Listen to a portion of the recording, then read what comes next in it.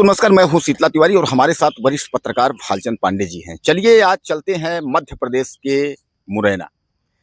बहरहाल अगर कोई सामान्य आदमी अगर कोई गलत कार्य करे तो एक बार हो कि भैया ये तो सामान्य आदमी है, गलत कर सकता है। लेकिन अगर कोई न्याय देने वाला व्यक्ति, जज है, कलेक्टर है, एसडीएम है, एसपी है, इस तरीके की पोस्ट पर वाला व्यक्ति अगर पांडे जी अगर इस तरीके की हरकत करे, यानी हरकत और वो सबसे बड़ी हरकत, यानी दुष्कर्म करके उसके बाद उसके आरोप में जेल चले जाना और शादी का झांसा दे करके, यानी जो कि यही लोग जो है जज वगैरह जो है इसका निर्णय करते हैं। अगर कोई आम पर्सन करता है तो ये लोग सजा देते हैं।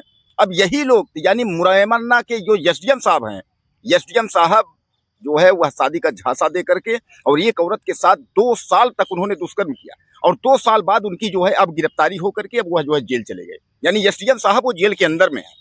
पांडे जी, क्या लगता है कितने बड़े अधिकारी जो है और इस तरीके के कार्य करते हैं, क्या शोभा देता है? पहले तो सभी दर्शकों को नमस्कार। तिवारी जी देखिए, इस समय ये जो अरविंद माहौर जी के साथ हुआ ये पहली घटना नहीं, कई अधिकारी इस तरह से जा चुके हैं। लेकिन प्रश्न यहाँ ये उठता है कि कोई संवैधानिक पद पे बैठ के, न्यायिक पद पे बैठ के इस तरह का कर्म करता है तो उसके खिलाफ क्या कार्यवाही होनी चाहिए। अब चूंकि जो महिला है उसने आरोप लगाया है कि मेरी दोस्ती फेसबुक या सोशल मीडिया के माध्यम से 1 या 1.5 साल पहले इनसे होती है और दोनों में धीरे धीरे मित्रता बढ़ती है सोशल मीडिया के माध्यम से ही, फिर मुलाकात होती है, मुलाकात धीरे धीरे अंतरंग संबंधों में बदल जाती है। लेकिन यहाँ प्रश्न ये उठता है तिवारी जी कि इस तरह का जो आरोप लगाते हैं पहले उनकी भी पृष्ठभूमि खंगाल लेनी चाहिए। अब चूंकि पुलिस के यहाँ जो है FIR हुआ है, जांच हुई है और जो एसडीएम साहब हैं वो इस समय जेल में हैं और पुलिस जांच कर रही है। लेकिन जो महिला है उसने बताया कि शादी का झांसा देके, तो क्या शादी के लिए कभी इसके पहले इनके परिवार वालों से संपर्क किया गया था या क्या इन्होंने शादी के लिए डायरेक्ट मना किया है? प्रश्न ये भी उठता है, क्योंकि अगर शादी के लिए मना किया तो क्या इनकी शादी ऑलरेडी पहले से हो चुकी है या ये गैर शादीशुदा है? इस तरह से इसको पहले पता लगा के तब संबंध बनाना चाहिए था। आजकल इस तरह के प्रचलन धीरे धीरे बढ़ते जा रहे हैं। तिवारी जी, मैं किसी के ऊपर व्यक्तिगत आरोप नहीं लगा रहा, लेकिन इस समय समाज में इस तरह की घटनाएं जो है बढ़ रही हैं। आप भी शायद मेरे बातों से सहमत होंगे, आप भी कई इस तरह की घटनाओं के बारे में सुने होंगे, आपके संज्ञान में होगा कि आजकल हम देख रहे हैं कि लोग संबंध बनाते हैं, लेकिन जब वो व्यक्ति फेमस हो जाता है तो उसके ऊपर वही संबंधों का नाजायज दबाव बना करके और उसको ब्लैकमेल करना चाहते हैं। कहीं इस तरह का संबंध तो कोई नहीं है। तिवारी जी, मैं एक शब्द और कहना चाहूँगा।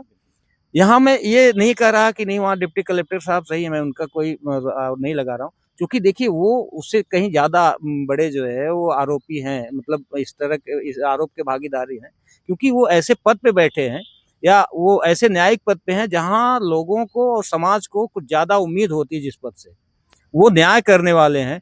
उन ऐसे लोगों का वो न्याय करते हैं, अगर वो ऐसा कृत्य करते हैं तो उनके खिलाफ ऐसी कार्रवाई होनी चाहिए। पांडे जी, ये जो है एसडीएम महोदय जो हैं, एसडीएम जो अरविंद माहौर हैं, इनके ऊपर 32 वर्षीय महिला ने आरोप क्या लगाया, इनकी तो कुंडली खुल गई। अब चलिए हम अपने दर्शकों को इनके कुंडली के बारे में बता देते हैं कि इनके जो है कृत्य क्या थे।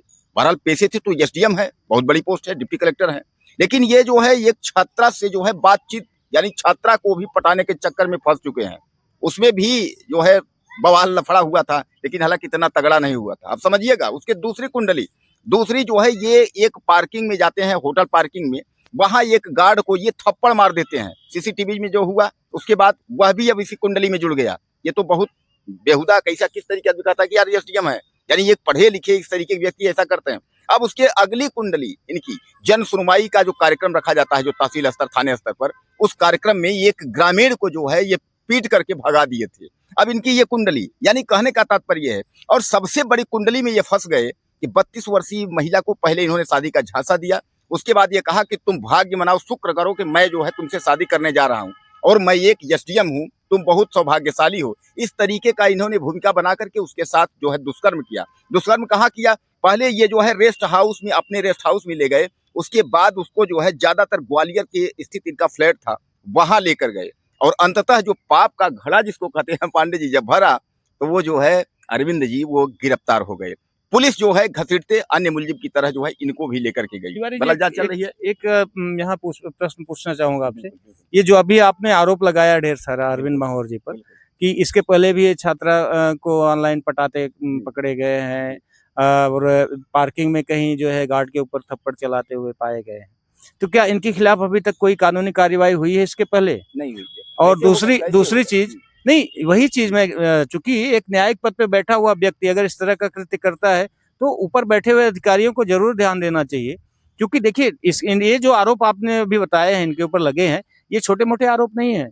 छात्रा के साथ एक तरह से मतलब पटाने का ये भी एक तरह से कहीं ना कहीं चारित्रिक दोष ही है।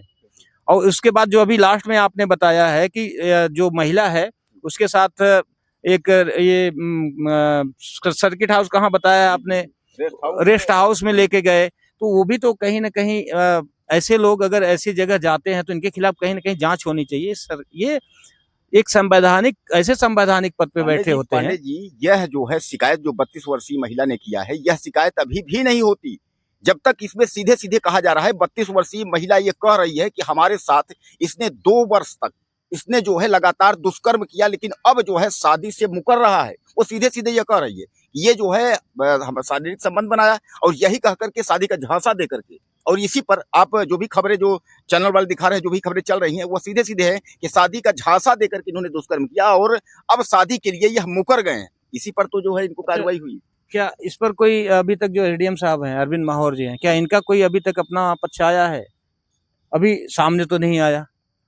जब तक एसडीएम का अपना कोई पक्ष नहीं आ जाता, लेकिन चूंकि जो जितने आरोप लगे हैं एसडीएम साहब भी कहीं बहुत पाक साफ दिख नहीं रहे हैं भी नहीं, क्योंकि इनके खिलाफ और भी कई बार। पांडे एक चीज समझिएगा कि एक जो है सक्षम अधिकारी एसडीएम डिप्टी कलेक्टर माने जाते हैं, बगैर किसी जो है कागजी कार्रवाई और मजबूत कागजी कार्रवाई पे कोई किसी को कह दे कि हमारे साथ ऐसा हुआ है तो उसकी गिरफ्तारी क्या संभव है? अगर पुलिस लेकर जा रही है, पुलिस गिरफ्तार कर ले रही है, इसका मतलब तो है कहीं ना कहीं कि ये अपराधी है।